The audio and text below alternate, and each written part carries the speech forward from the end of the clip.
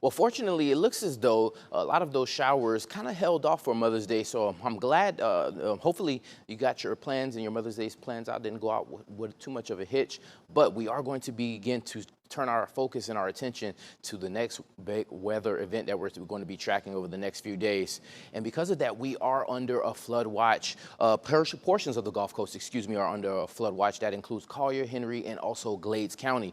We do expect over the next 24 hours and maybe even 36 hours some opportunities for some very heavy rain and even some localized flooding. And I know we've gone from the drought to now maybe even more rain, but we'll take the rain.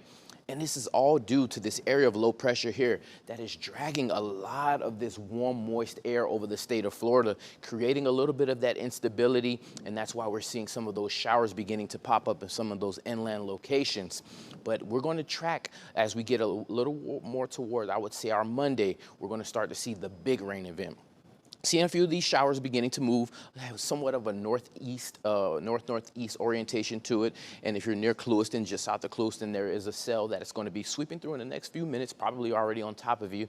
Coming with some lightning, some frequent lightning, some heavy downpours, and yeah, maybe even some gusty winds as well. Noticing a few showers here in Glades County beginning to move to the north-northeast at about 10 to 15 miles per hour. So just keep in mind that there is going to be some opportunities for some showers for the remainder of the evening. But this isn't the main weather event.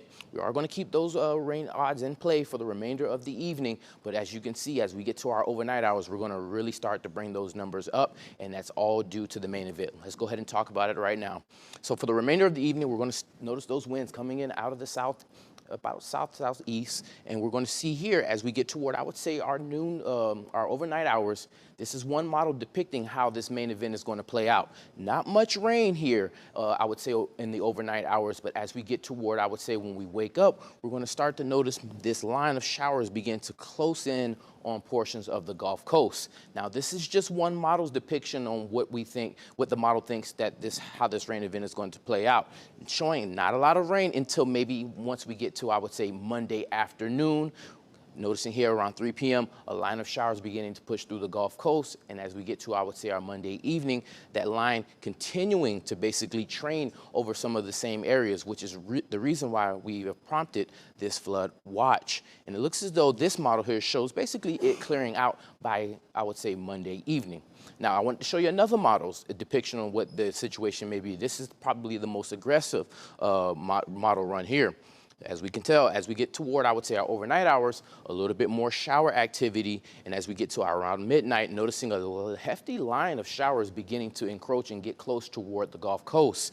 Now, this line here shows a lot of heavy showers, heavy downpours, and also the potential for some lightning and thrown into the mix, maybe even some severe weather as well. This is probably the most aggressive model here that I've seen over the last few hours, but it does keep in mind and it keeps an illustration that we're going to have some showers around for our Monday. For tonight, we're going to continue to watch those showers, but Monday is going to be the big rain event. We're going to have a widespread rain event for Monday, so plan for basically rain for the entire day of Monday. This model here shows the potential anywhere between 1 to maybe 3 inches. Some areas may also see some localized areas of even higher amounts. The severe weather risk is also in place, so it's going to be quite an event for our Monday. Once we get past our Monday into Tuesday, we'll begin to clear things out on our Tuesday. And beyond that, we're going to basically forget that the system came through because we're going to be looking at warmer temperatures and also clear weather. That's your Gulf Coast 7-day forecast.